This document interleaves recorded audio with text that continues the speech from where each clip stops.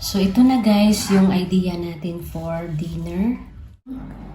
Presented. So, guys, we will be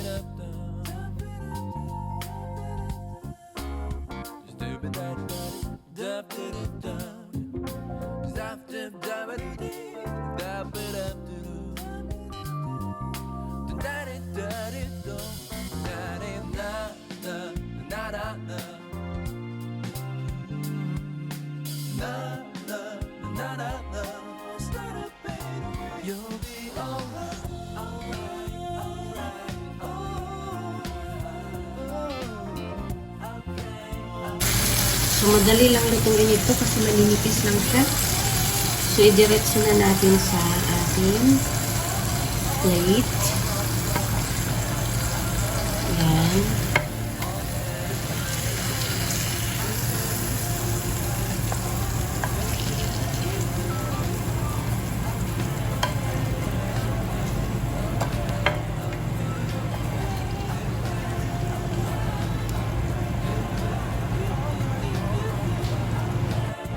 Pan. Naglalagay lang po tayo ng konting oil. It's about 2 tablespoons. Uunahin natin ito.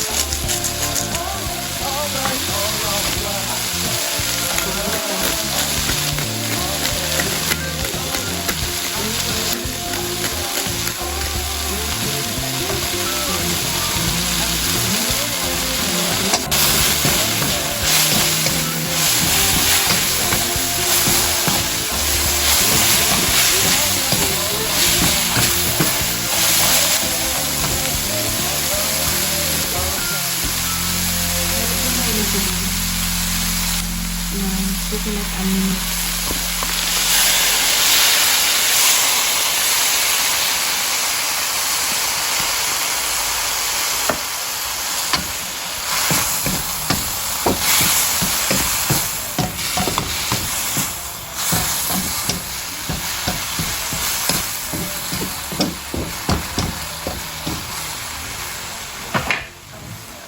Tatak natin guys.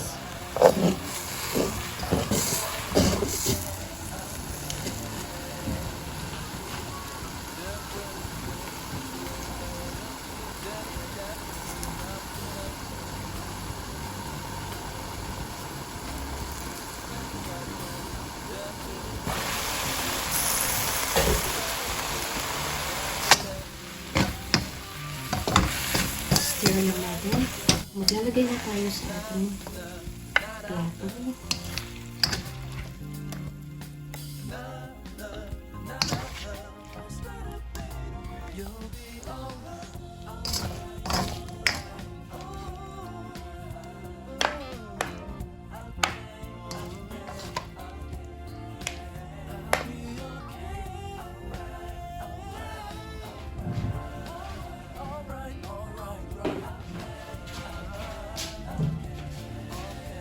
Ito na yan guys, yung ating hinahanda.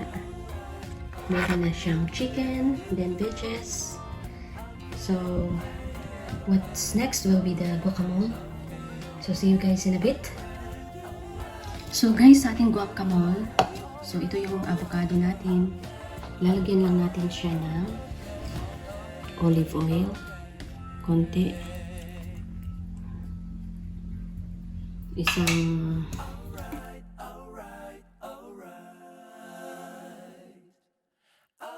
ang ating paminta.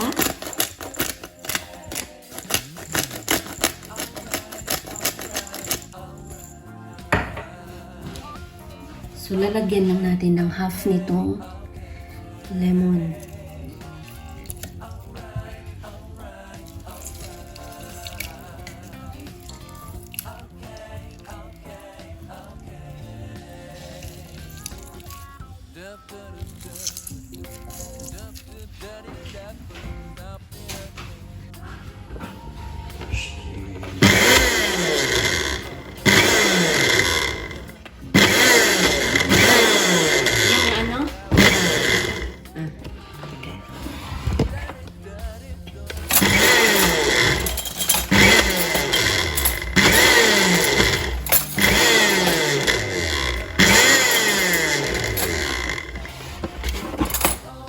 So, ito na guys yung idea natin for dinner. Kung napapansin nyo, may guacamole, tsaka chicken, and then mixed veggies, stir-fry veggies. Yung dinner natin. Ideal for you for dinner. I will make dessert for this. To be ready for dinner. Guys, here we are making our dessert. For our dessert, we need some whipping cream. Yan. Only 1/4 cup of whipping cream.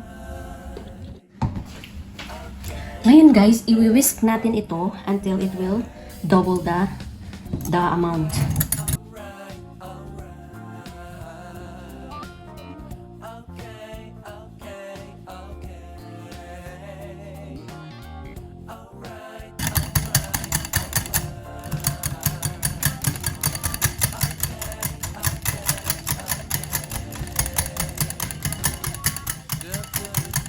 So, ayan na guys, yung ating whipping cream.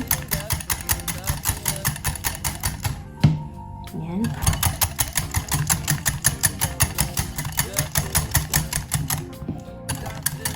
So, kahit wala tayong electric beater, pwede natin mano-mano siya gawin. Ayan na. Okay. So, kulang pa.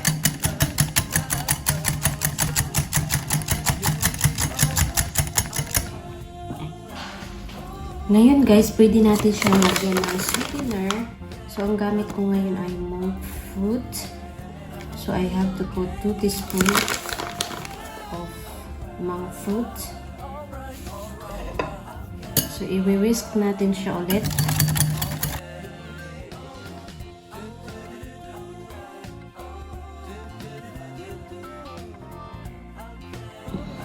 So, ito na guys, kung paano natin i-present tong ating dessert. So, ganyan lang.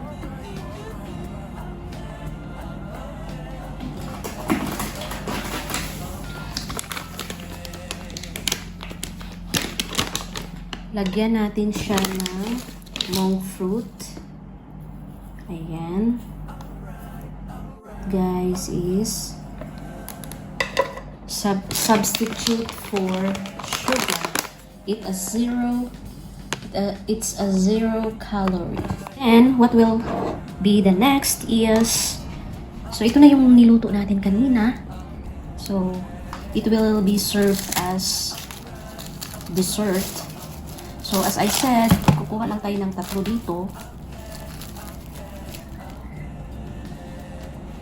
Ayan, ilalagay lang natin na ganyan guys, para presentable naman siya.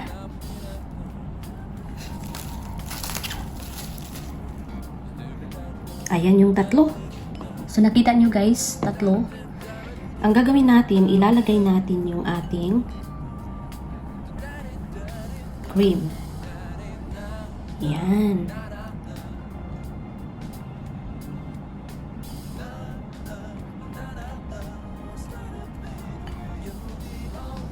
So, ganyan lang kadali, guys. If you have some dried blueberries, you can put it on the top.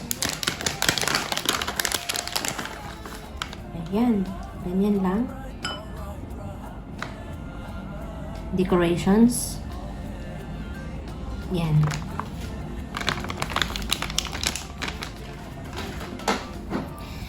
So guys, ito na yung ating dessert. So, if you eat dessert, it should have some tea, a cup of tea.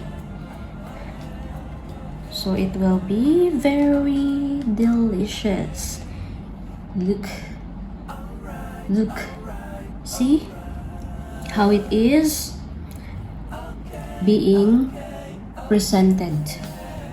So guys, we will be eating all of this from the dinner I made and also the dessert. So guys, that's all for this video, and thank you for watching guys. I hope you got some idea from this, and yeah, see you for the next video. Bye bye.